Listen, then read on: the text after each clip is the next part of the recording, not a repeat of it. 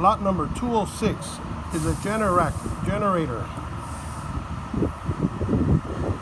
Model number RS5500. It's a 120-240. It looks like it's never been used. It's got rust in the tank. I'll show you.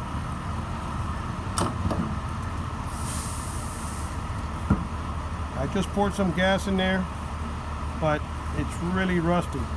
The tank will need to be cleaned out or replaced, but it does have rust.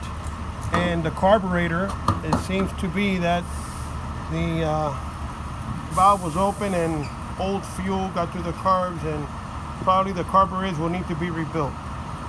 But it starts and it runs with the starting fluid, but it doesn't stay on because the fuel is not getting to the system. So I spray starting fluid right in here through the carburetor directly, and it'll run. Let me show you. It's got a label here. It's Generac OHV 389cc. Cosmetically, it looks great, but it does not stay running. I'll show you. I'm going to use the starting fluid. I'm going to pour it right into the intake, and I'm going to start it for you so you can hear it run. I'm going to try to keep it running so you can hear it. Let's see.